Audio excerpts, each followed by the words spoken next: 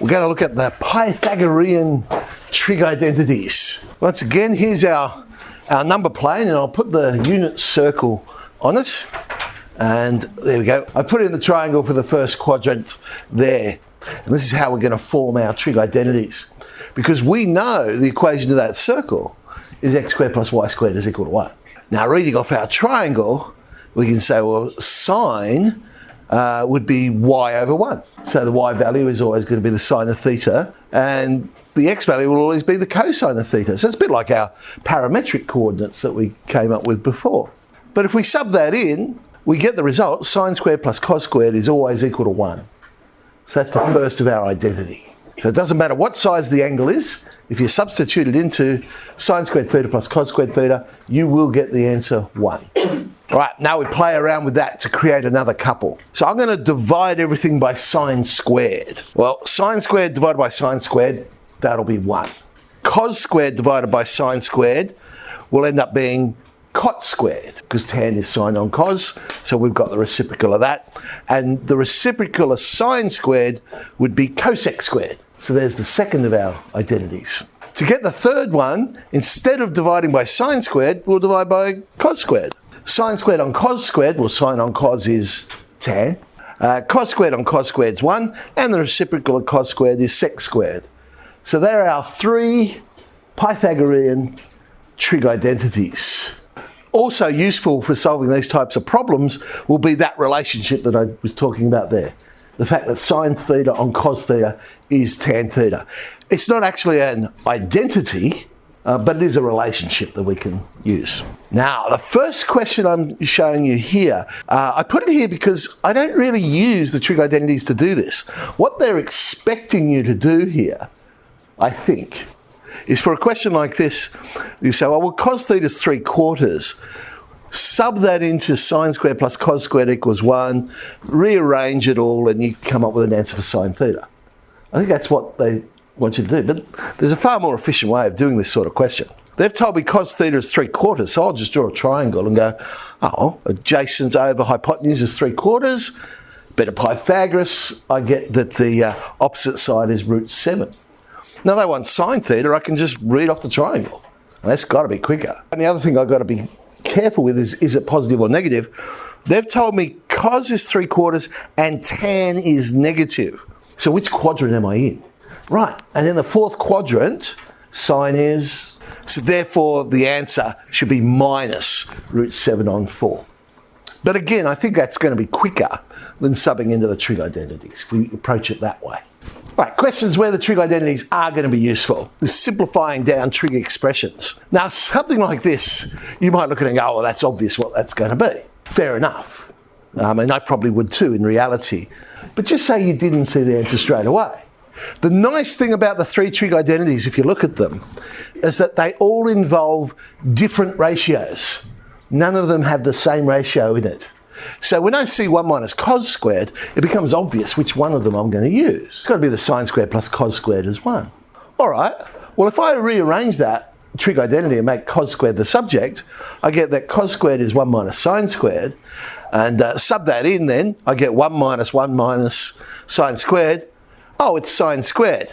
Probably not going to do that in reality. I mean, hopefully, if you see sine squared plus cos squared is 1, you can look at that and go, oh, well, 1 minus cos squared, sine squared. But should you have a mental blank or whatever, you can always do it that way.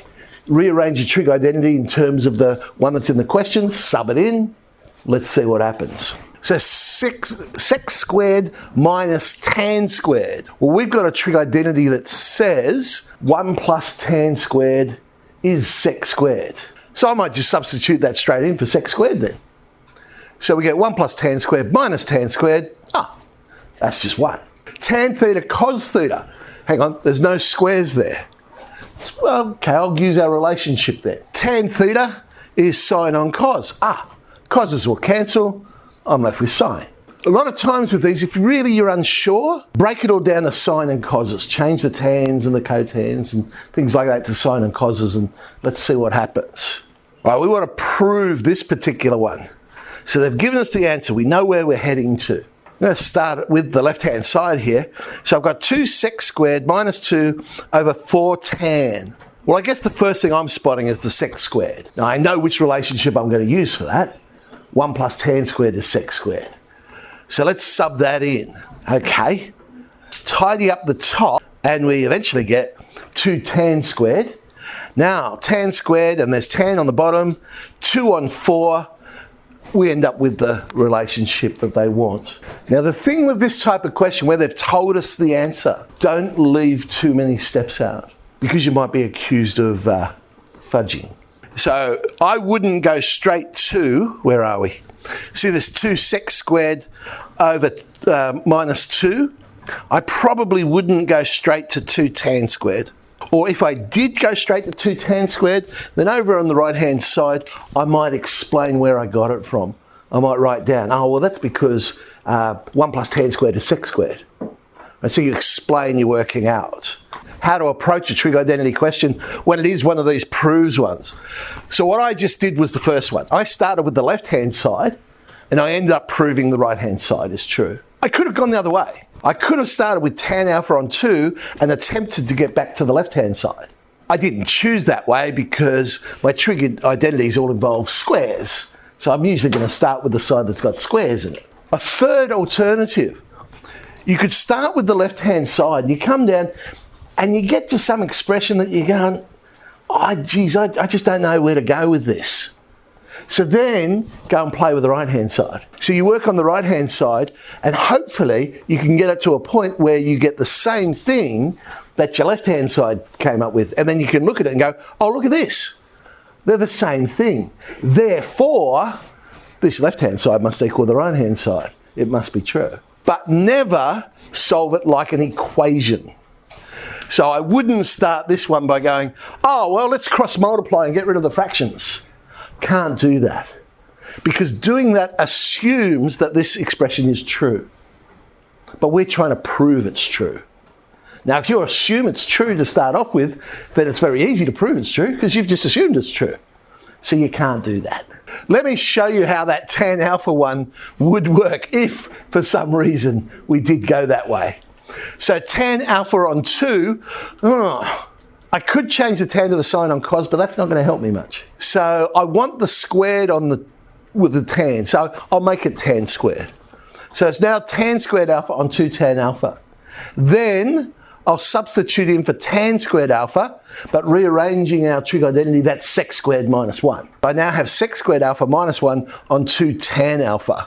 Well, multiply top and bottom by 2, and I get the left-hand side. So it actually didn't take that long, but as I say, it's probably not a way I'm going to think of going first of all. I'm usually going to go with the one that's got squared. Of course, there is another way. Here's another alternative. Before you start proving it, you can change what it is that you're trying to prove. So I move the right-hand side over to the left-hand side, and I'm saying, well, hang on, instead of proving what you want, I'm going to prove this equivalent expression. Because sometimes it's easier to show something's always 0. Certainly works really good with inequalities. Easy to show something's always positive or something's always negative. Once I prove this, once I prove it, I know it to be true. So therefore I can start manipulating and I can move that to the right hand side and go, oh look, I've got my expression. So this is what I'm going to attempt to prove, that is in fact equal to 0. So it's like I've got an algebraic fraction question now. So I'll get a common denominator of 4 tan alpha. So the numerator, well, first fraction doesn't change because the denominator is the same. Second fraction, what have I done? I've multiplied by 2 tan alpha. So I'll multiply the top by 2 tan alpha. Minus 2 tan squared. So playing around with that, well, the sec squared, I'll change to 1 plus tan squared. And let's see what happens on top. Ah, look at that. 2 plus tan squared minus 2 tan squared, it is indeed 0. Now I don't stop there because remember, I changed the question. So I haven't answered the actual question yet. So it's from there I can say, well, hang on, if that's true, then I can move the tan alpha on 2 to the other side. This also must be true. 6F and 6G is playing around with our trig identities.